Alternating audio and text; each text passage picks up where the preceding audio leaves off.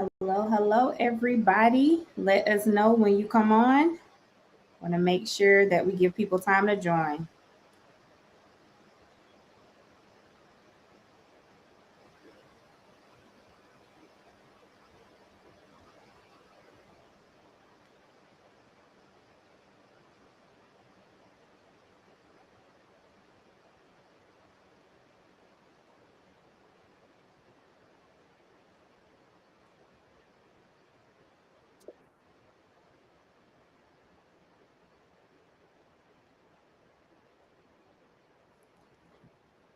If you are on and you can hear me, let me know.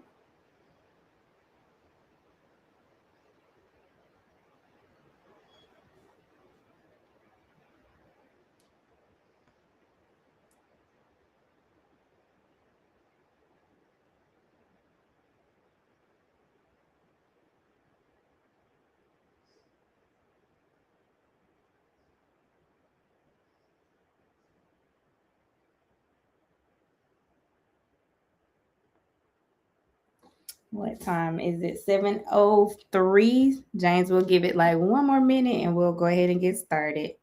Sounds good to me.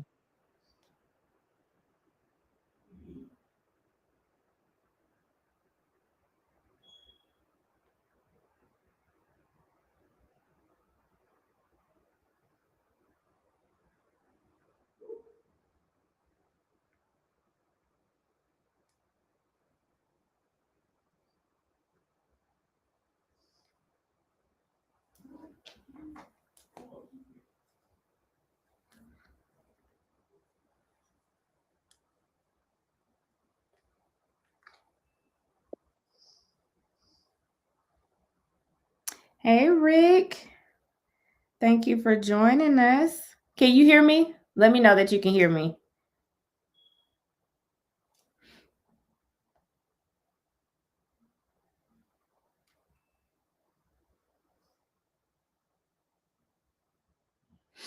Okay.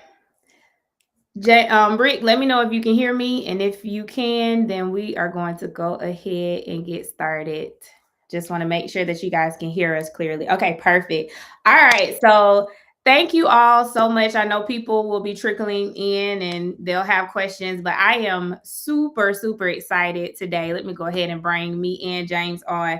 I'm excited about this conversation because so many people are wanting to purchase a home, but they are deathly afraid of the process. And I have my preferred vendor, I'm talking about vendor, Lord, lender, James Green, on here today. And y'all don't hardly get an opportunity to sit and talk with a lender before you go through the process. So this is so important. And I want to bring this to you guys.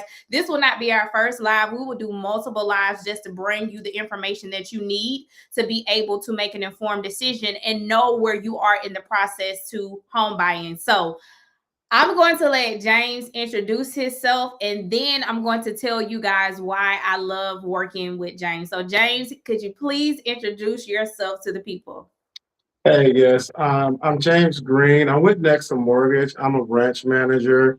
We're based out of Stockbridge, and I've been doing this for about 4 years now. Now got a team under me. Uh, Excited to talk about all the different opportunities they are for buyers in the market right now. We got a lot of programs to kind of discuss really quick, and just going to get right into it. So want to let Erica do her thing, and then I'll be chiming in as needed. Thank you, thank you. So let me tell you guys why I love James. I've had my license since May of last year. So I've sold one home. And I remember calling James about this particular client, and I was telling him about, everything that was going on, this person, and we'll talk about this too. One, you don't have to have a 9 to 5. You can also be an entrepreneur. So that's a whole nother conversation.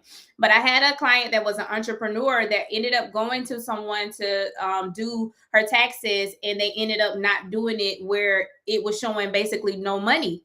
And I gave it to James, and James was able, in within a week, y'all, within a week, I think, honestly, no, I think it was like 3 or 4 days, he took this client, put them with another CPA, got everything rectified, and got her approved within like 3 or 4 days. It blew my mind because I was like, okay, well, the taxes and stuff are jacked up because someone messed it up. And then there's no possible way. But no, he had a connection that was able to turn that thing around quickly, and he was able to get her pre-approved in less than a week. So I'm telling you, you are in good hands with not only the information that he's giving you tonight, but if you decide, hey, it's time to move forward, James is the person that you need to go to. So, first question, James, let's be honest. When most people hear the word lender, what is the first thing that they assume, and how far off are they? That's your first question. I love that one, right? Like, so when you think about me as a lender, a lot of people think like I'm the guy who just in the background assisting the realtor, and it's like, what's your real functionality? In essence, my real functionality is just I am the person who handles all your documents when it comes to funding, right?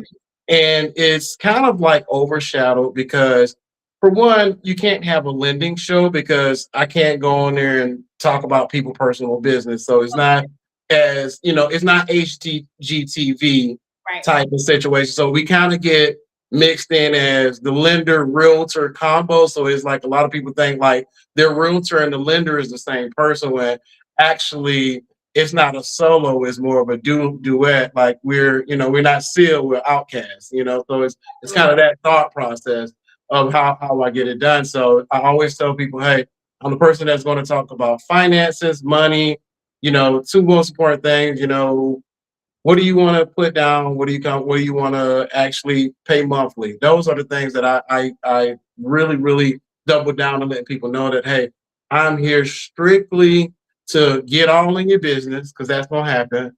I'm probably more than Leslie.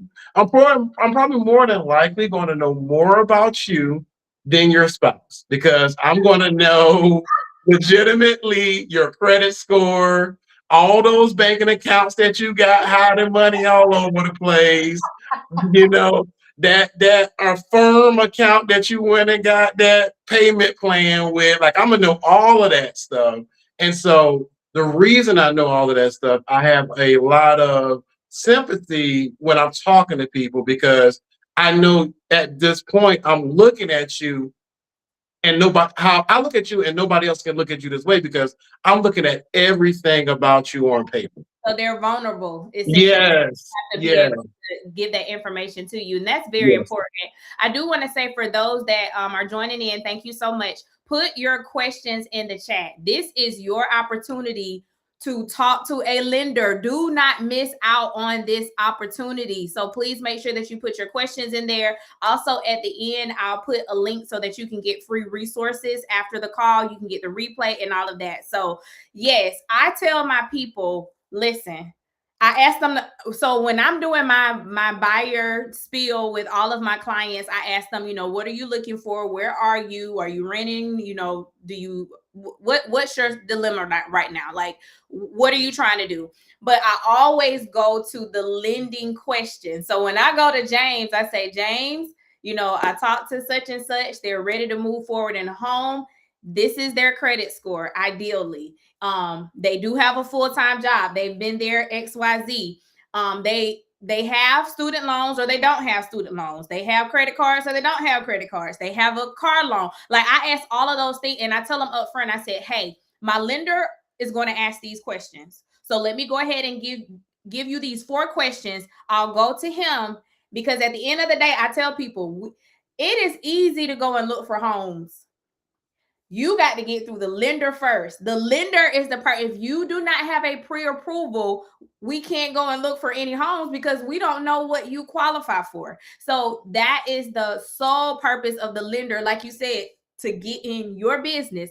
When people start asking me stuff about the finances, I said, I got to put you in front of the lender. So let's sign a buyer brokerage agreement so that I can represent you. And then as soon as you sign that buyer brokerage agreement, I'm going to my preferred lender to put y'all in a group message so that he can start the process with you. So the lender is honestly the most important part. Now I'm good now, but if you don't get through James, We Yeah. can't get anywhere else. So the lending part is so important. You had something to say, James? Yeah. So the feedback, like now, so I want people to know, right?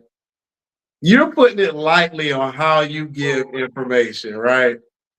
I'm just gonna break. I'm gonna let you get back to you. When she do her clients, she sends stuff over to me like I'm Chat GPT. Hey James, this, and this. They got this, and going on. I'm reading a whole dissertation Yes. about her clients, like before I even talk to them, because she done put like a whole APA style text messages together. Listen, So we can I got 5 degrees.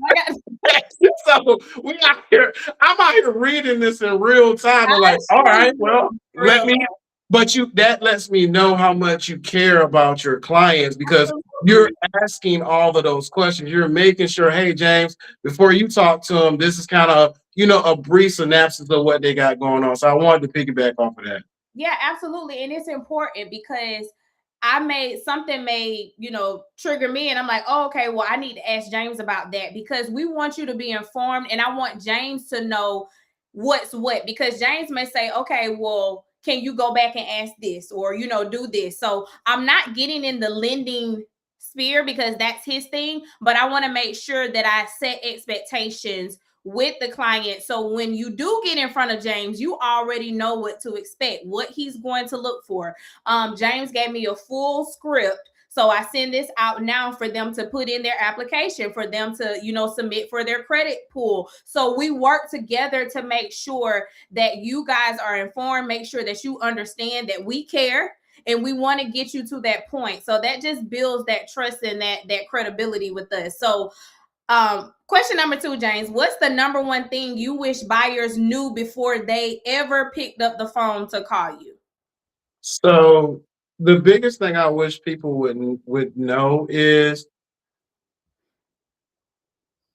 the only person that don't qualify you is yourself, right? Oh, that is so good. Say that one more time, James, The, for the people in the the back that didn't hear you. the only person who don't qualify you is yourself, right? Come I on. wish people would just really pick up the phone and just give us a call and say, hey, I don't know if I qualify.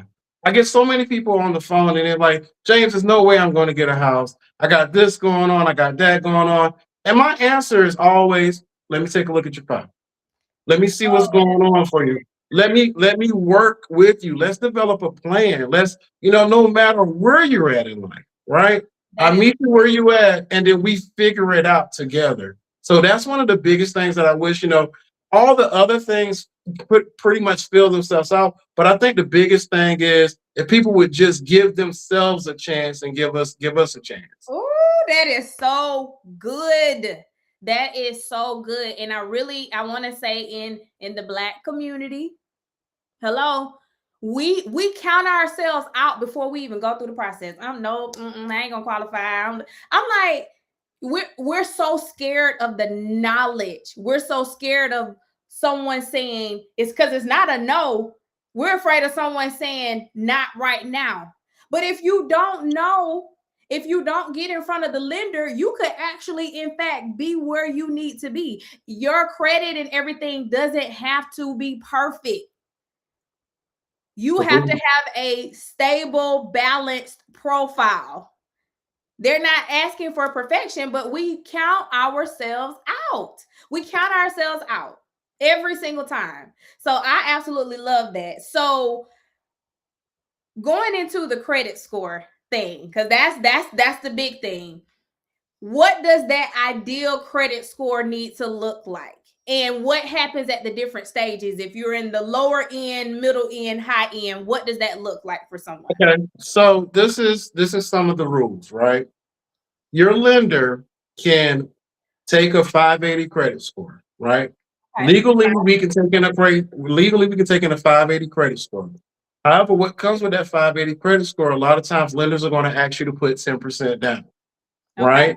That's usually the give and take. Hey, you have a lower credit score, We're going to ask for you to put a little bit more skin in the game. We want you to trust. But with that 580 credit score, it has to be a 580 credit score with no collections. It has to be a 580 credit score with no late payments. It's usually a 580 credit score with somebody who might have one credit card, right?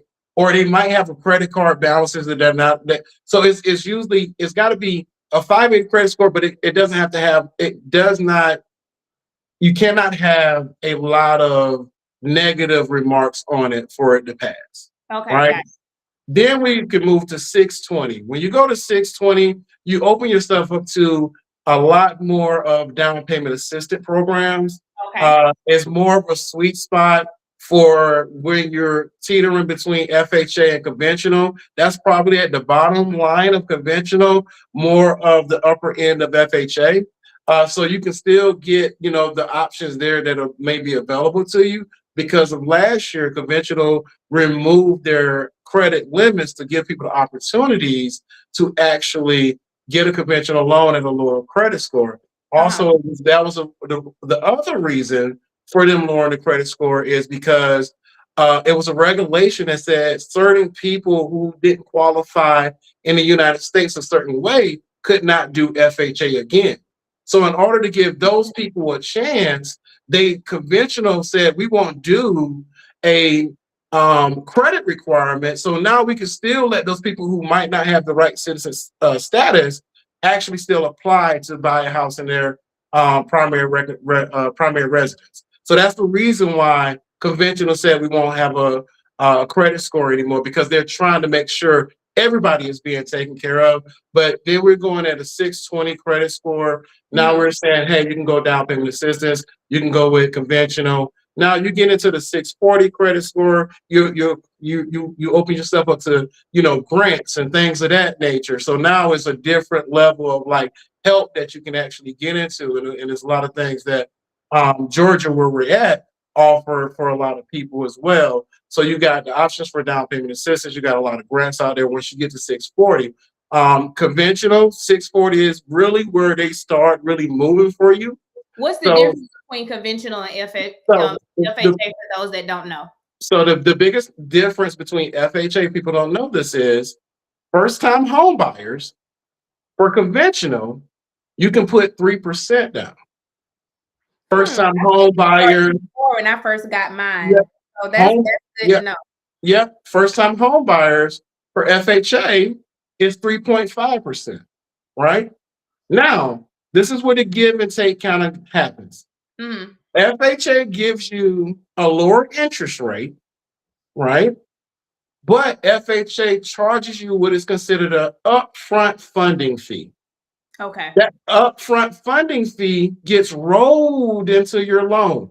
Got So it. let's say if you got a $500,000 purchase, we got to roll that funding fee into your loan. So now you have a $510,000 loan instead of a Okay. straight $500,000 loan. The other thing about FHA, the higher the credit, the biggest difference between mortgage insurance is with FHA and conventional, the higher your credit scores go, the better mortgage insurance is going to be for conventional, Yeah. right? So this is the contradiction to what I just said about FHA. Well, conventional, you say, hey James, I can put 3% down. If I got a good credit or a great credit score, I can get a lower mortgage insurance. But this is the thing: your interest rate is higher in conventional. So It's gonna it always be higher in yeah, conventional yeah, versus yeah, FHA. FHA. So What's you're the going to yeah, between the two? Why yeah, why is yeah. it higher?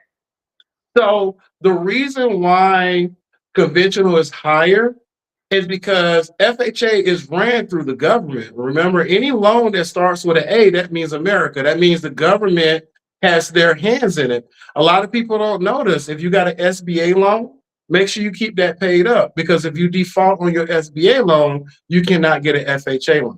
So Wow, I did yes, not know that. Okay, yes. So if it's got an A, it stands for America. That means United States. We are okay, together. So if it's got an A on it, you want to definitely make sure that you have those things within means of compliance. okay. So we have a couple questions in the Mm, chat. So if a client asks you to match another lender's interest rate, what's your advice on that? Is that something that you're able to do? So what I always ask people are these two things. Hey, can you send me over a locked loan estimate? A loan estimate is a legal document that we give to you once you're under contract. Okay. When it says that it's locked, that means that this is your credit, this is your rate for this loan. What that does is it forces the lender to give all the data input of whether how much you're paying for that rate, all of their fees.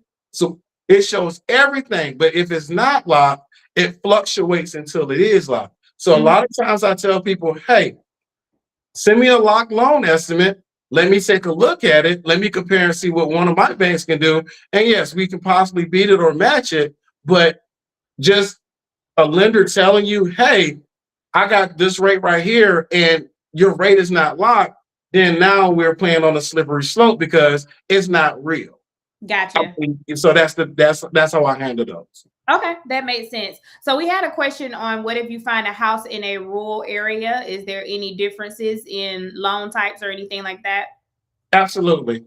So one of the things I tell people is if you're looking in a rural area, let your lender know. And then we can say, hey, do you got 3 addresses in mind for that area?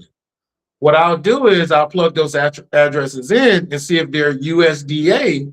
qualified, right? USDA is a little different from other loans. And this is the part I like about USDA that a lot of people don't talk about. USDA is the only loan. This is the coolest part. Not only is no money down, it actually takes everybody income that's in the house. So if you have a 16 or 17-year-old and you need qualified income and they've been working, we can use that, right? So we use all the income in the house. Oh, Second thing, wow. yes, A plus. second thing is now you do need to be at around a 620 credit score for it to go smoothly for USDA. But this is the biggest win for USDA that a lot of people do not talk about enough. If you are under contract for a house that's, let's say, in a rural area for 300,000, you're under contract, Hmm. right? If the house appraises for 325, USDA will let the lender bump the loan up to roll your closing costs into the loan. That's the only loan that allows it to do that. And That is people crazy. don't talk about that enough because a lot of people don't Wow. know about USDA loans how they're supposed to. USDA is one of the only loans that will let you roll the closing costs if the house appraises is higher. Nice. That Yeah, is a plus. I didn't know that. So yeah, that is amazing. So we have another question in the yeah. chat. What about the loan limits for each loan? So loan limits are what are we talking about as far that? So that is a loaded question, right? And the reason it's a loaded question because loan limits are determined by zip code. Okay. Right? So anywhere, I can only like give you a prime example of Georgia.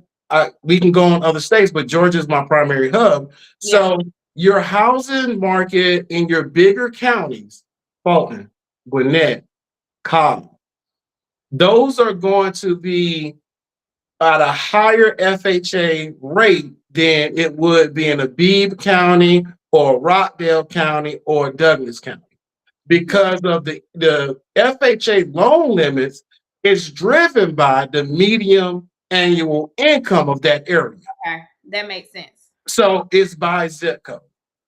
But Okay. but typically Georgia is right around about 600,000 across the board. Okay. Okay.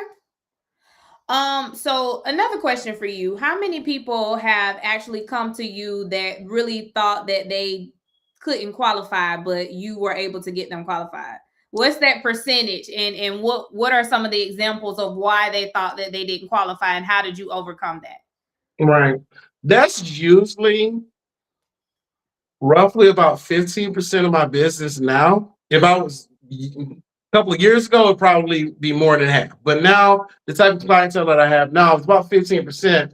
And the biggest thing is a lot of people think that they have to have a 700 credit score. James, I even have people with 700 credit scores and say, "Oh, James, my credit, I'm still working on it." I'm like, "You got a 700 credit score. Like, what else are we working on? Because I want to know too. Like, you got to tell me what we working on because I need to know."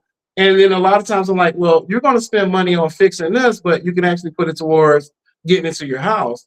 So Absolutely. the biggest thing is people are very like prideful, as you should, about their credit scores, right?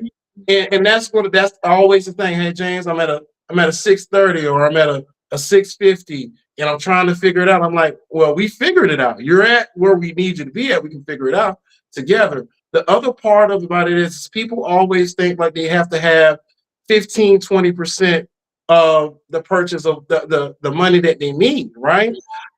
It is so many down payment assistance programs out here right now that I've literally gotten people into homes. It has to be the right scenario, right? So it's not a one size fit all.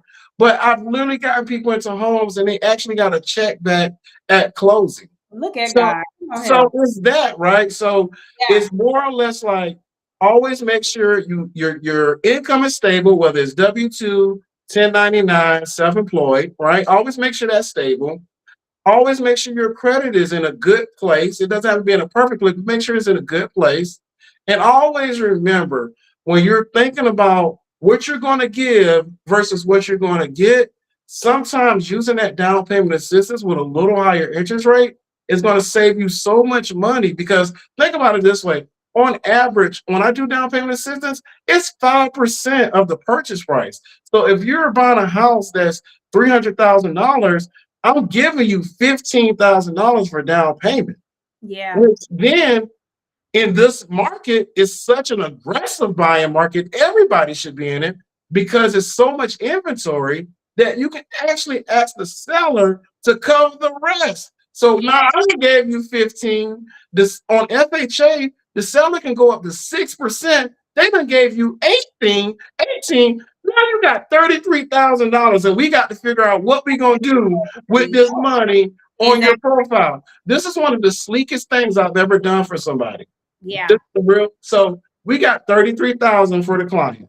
Wow. They had so it was 15 You from got us. them 15 Yeah, and then you got 8. So 33,000.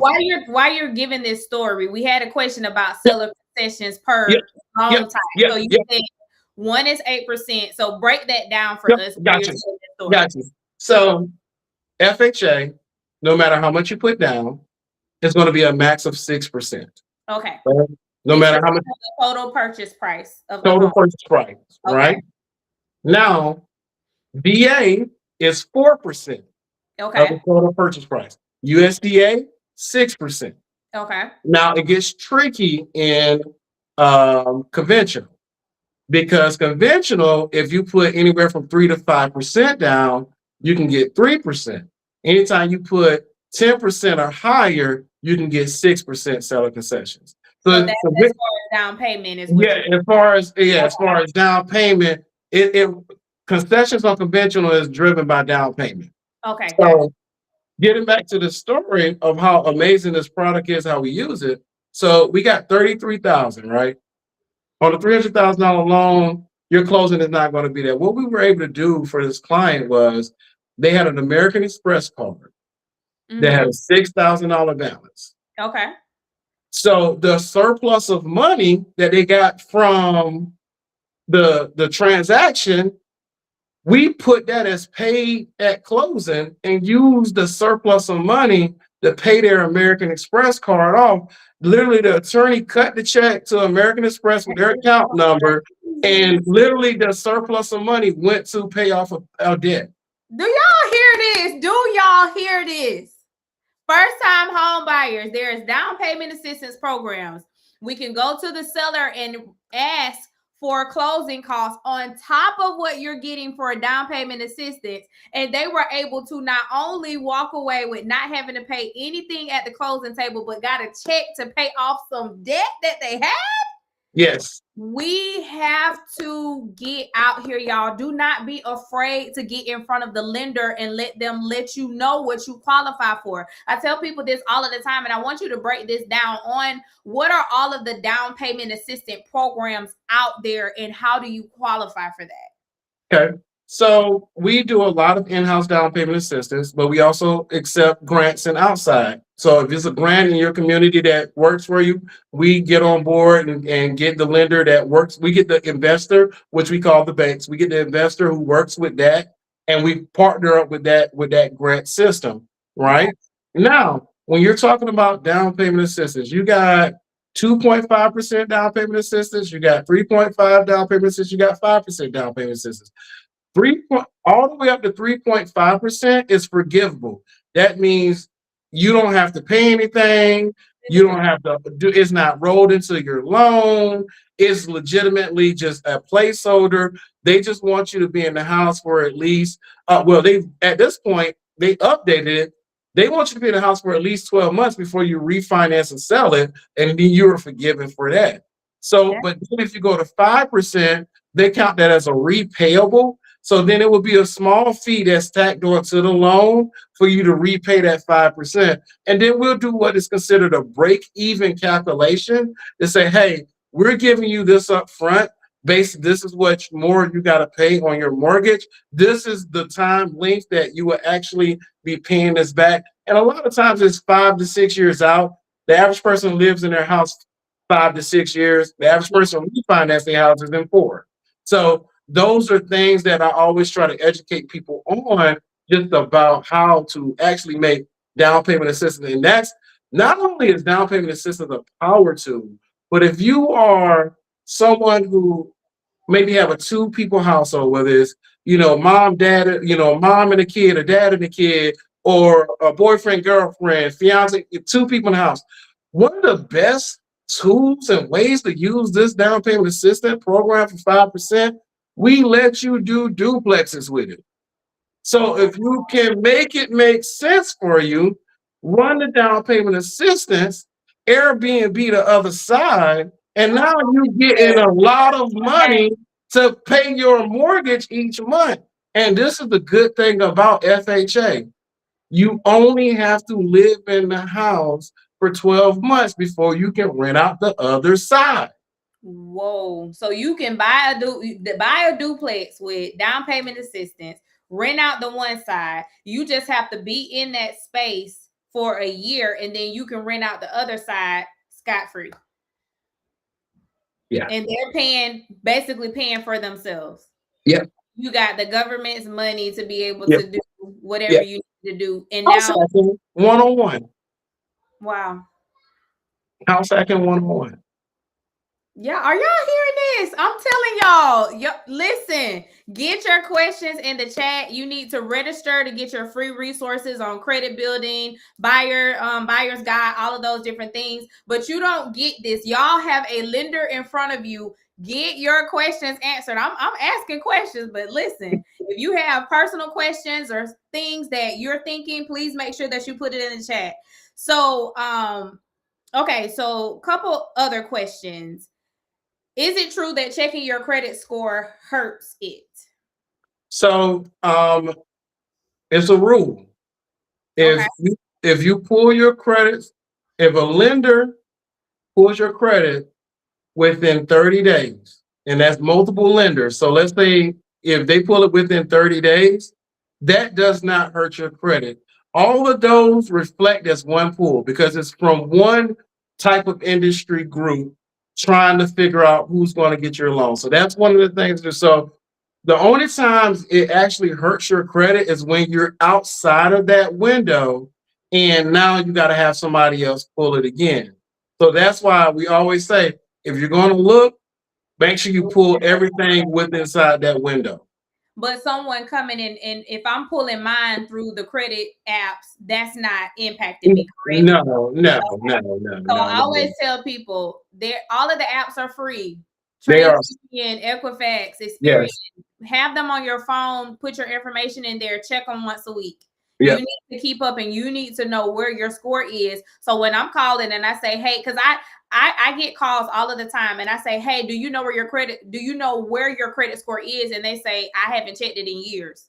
I'm like, you need to know where you are. So it is free and it doesn't hurt you to check your own credit. But if the lender pulls, you have 30 days for whoever to pull. Yeah.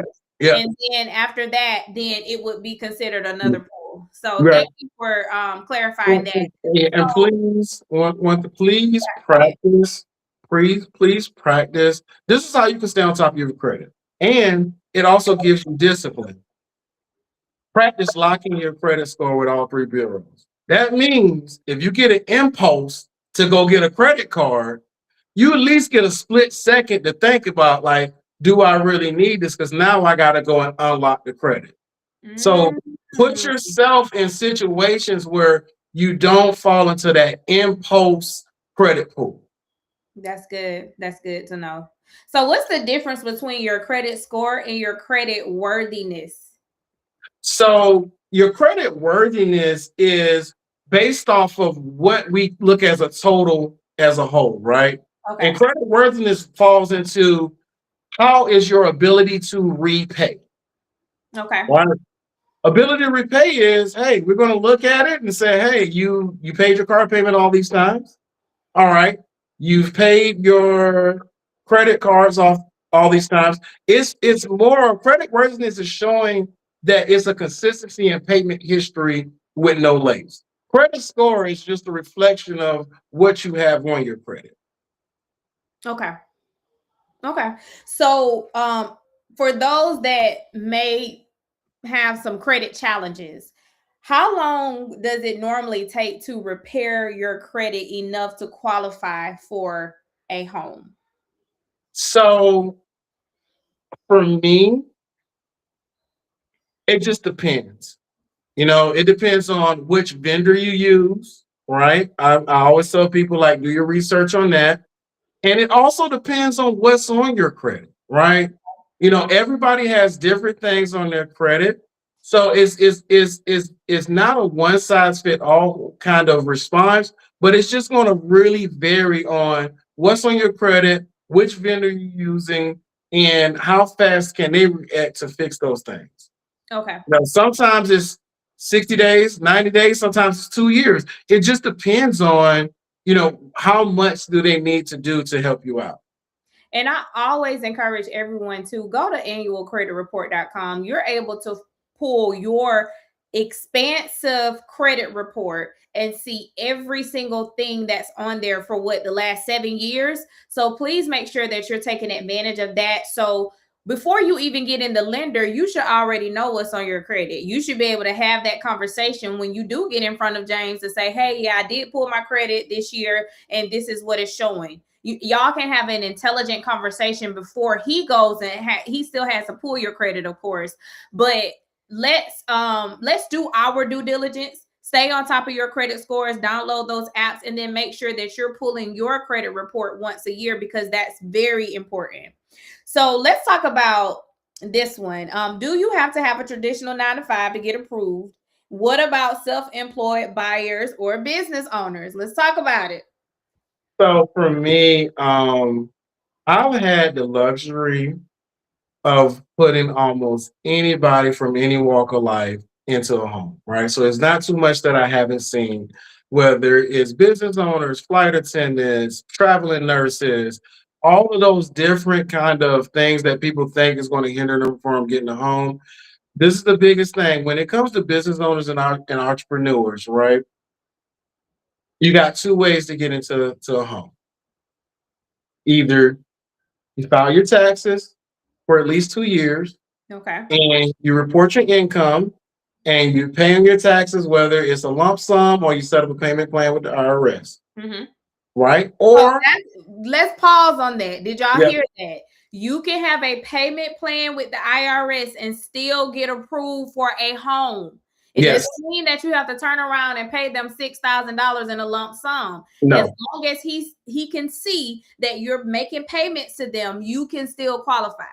yep, Okay, go yep. ahead. So That's the biggest thing. So you can, and then you can go bank statements, either 12 months of bank statements or 24. You know your business best. So you're going to say, hey, I look better on average 24 months than 12. Then guess what? We're going to take those 24. Or you say, hey, you know what, James, I had a great year. My 12 looks good. So then you will go in and say, all right, we're going to use the 12, right? So those are the things that you kind of have to think about as a business owner. Now, this is the thing about those two loans, right? Because we got to break it down. I can't just give you an overview of the two loan types. I got to give you the pros and cons of that, right? So Absolutely. think about this right here. If you file your taxes, you pay the IRS a monthly, that opens you up as a business owner to down payment assistance, a lower down payment, or lower interest rate. Now, yes, you did have to give the government some money per month because you showed that you made some money, right? But this is the other caveat segue to, if you start showing the government you made money in your taxes, it's easier to qualify for SBA loans to get working capital. Right, Absolutely. not going to jump all the way into that, but I want my business owners to know, don't just think about paying the government about your taxes. It helps you on both your personal and your business. Yeah. Please remember that. Yeah. Now, it's going to open you up to all of those things we talked about earlier about FHA loans and conventional loans and down payment assistance and interest rates and all of that. Now, if you don't say, you know what, James, I'm cool on that. It was a great pitch. I want to just do this bank statement loan because I don't want to pay the government any money. What that does is it comes in tiers. If you have below a 720 credit score, you got to put 20% down on a bank statement loan. Bank statement loans are this, right? If you have a higher than the 720, you can put 10% down. This is the wins about bank statement loans. It doesn't have a mortgage insurance. So you're going to be able to not have that mortgage insurance payment. This is the not so friendly win. The interest rate is usually a little bit higher than normal.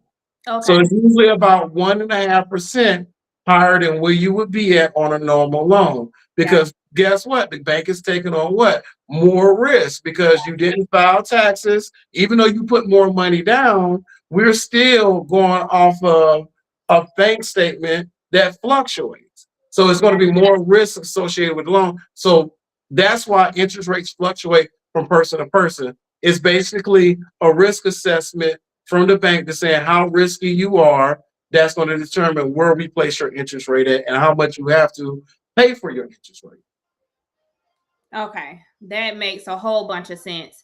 I had a question about just what counts as income. Some people don't realize what actually counts towards their income. So, what about child support, alimony, side income? Let's talk about that. All right. So child support goes two ways.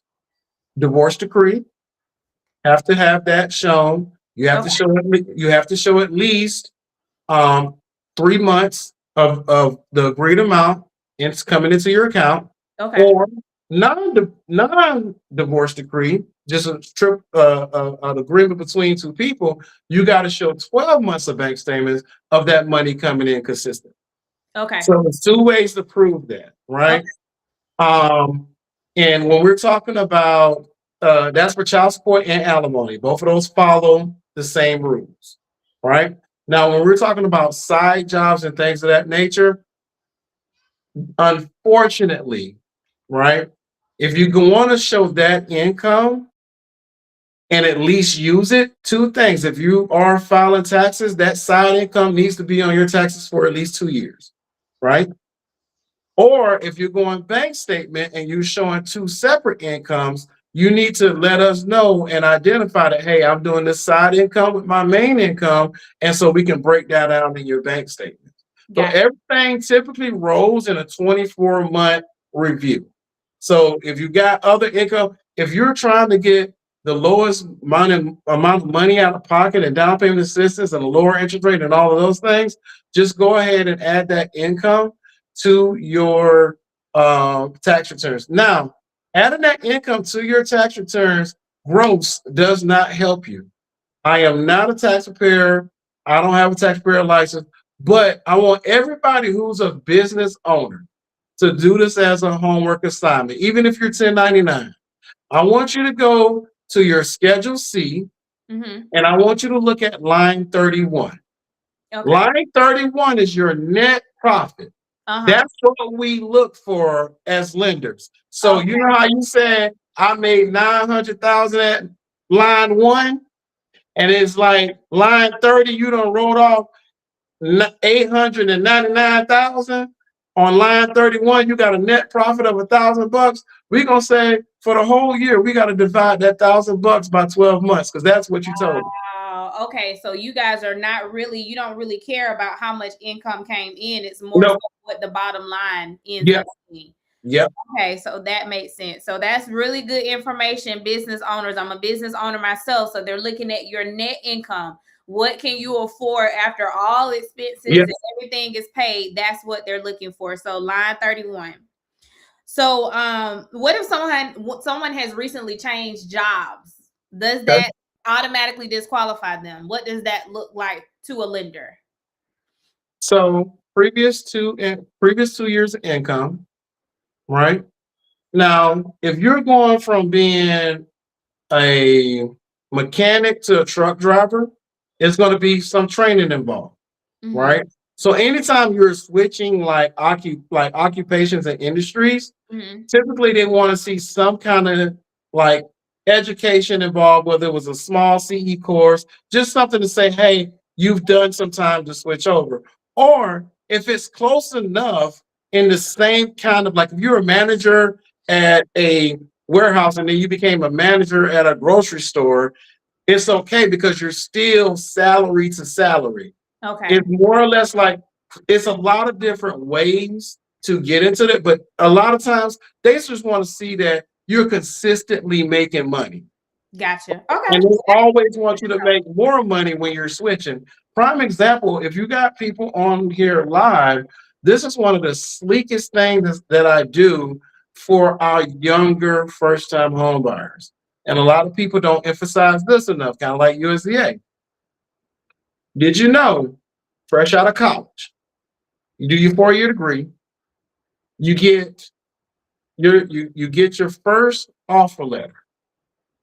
Did you know that your 4 year degree counts as work experience? You don't have to show previous earning, and we can take your offer letter and qualify you to get into a house. Get out of here. Yeah, yeah. So we get fresh out of college students into a house with no previous work experience because your college counts as work experience, and your offer letter showing that you got previous income. I mean, So you're getting future income. wow. So you can, so without having to go through bank statements or anything like that, you're able to get them approved with an offer letter. Is this post or while they're in school?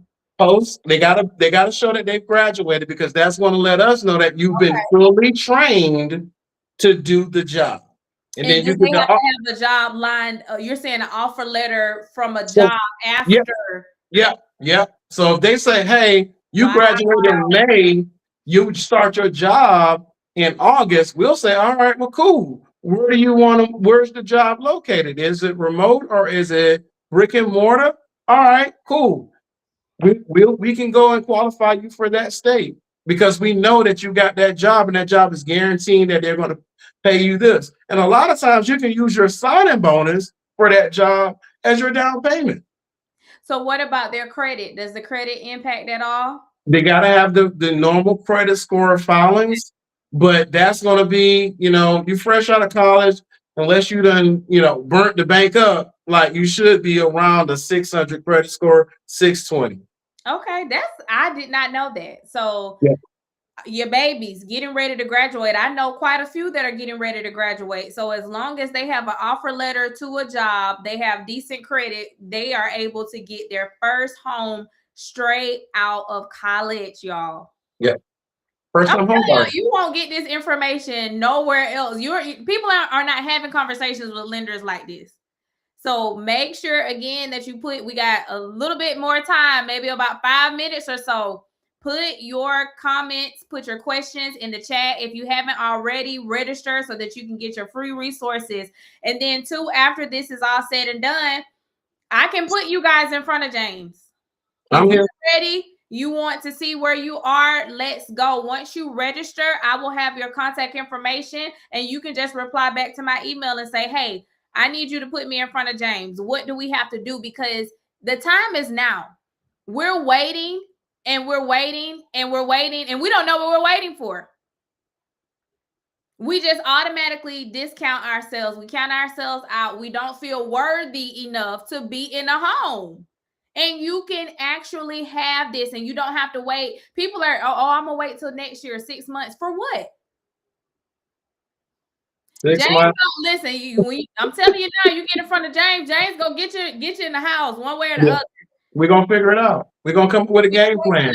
Time because Yeah. time is precious. Yeah. We can't get time back.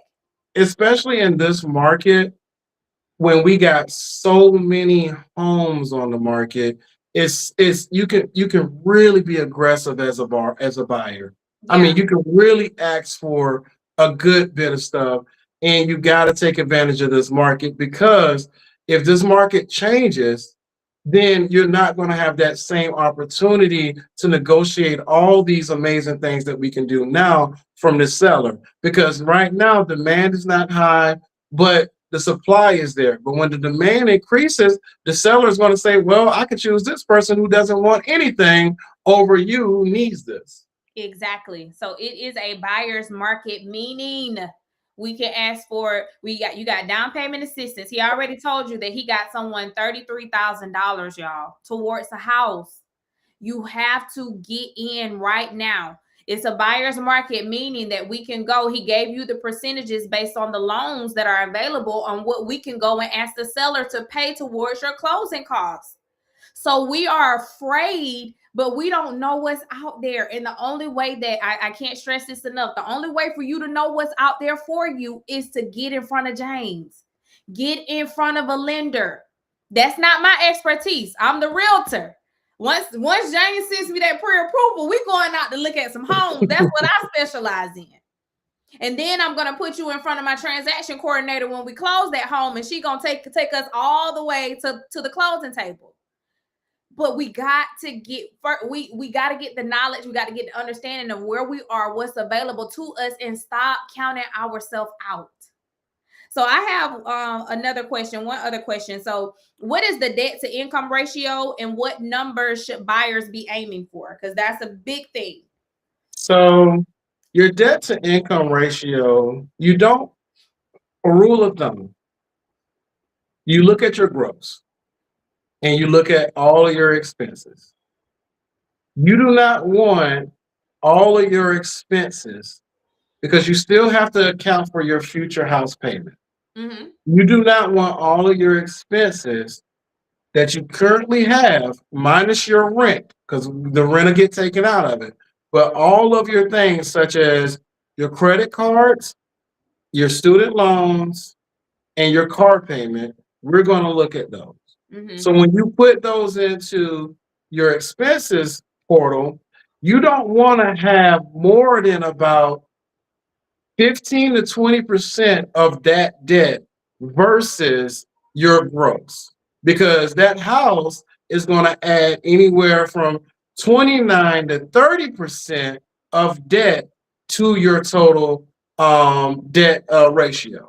So you want your car payment, your credit cards, and your student loans to be 15% or less. Yeah, debt that you have. Because that house is going to cure about 30%, and you want to stay below 50%. You're imagining like this house is going to be 30, so that'll put you at about 45 to 50%. You always want to stay either below 50% or right at 50%, because that qualifies you for both conventional and FHA. So you want to make sure you keep those doors open for what you're trying to do. That is really good wisdom. This is my last question. Should someone pay off all of their debt before? Well, I have two questions actually, because we want to talk about student loans. So should someone pay off all of their debt before applying, or is there a smarter strategy? I always tell people, don't spend money on things that we can't identify yet. So when we are talking, let me pull credit. Let me take a deep dive and look at it with you and say, hey, based off your credit report, what your current debt to income ratio is, you're fine. or based off your credit report and your current debt to income ratio, we can pay that at closing, or we can say, hey, we need to pay this now. So then we can do what we consider a rescore to up your credit in our in-house system. Okay, gotcha.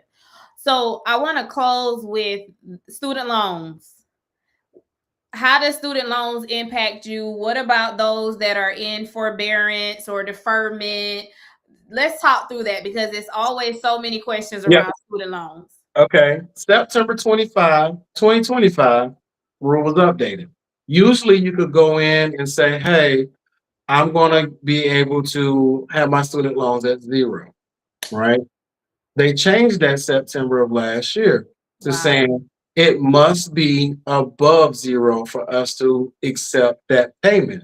So that means if your credit report says zero and the amount you owe on your paper is zero, then we have to do what is considered a debt calculation. And depending on the loan type, it can be 0.5% or 1% of your student loans. So then we can like you somebody who has $100,000, that could be the $500 that we got to accumulate. And it's not that means that you're paying it. We just got to roll that into your debt as a placeholder.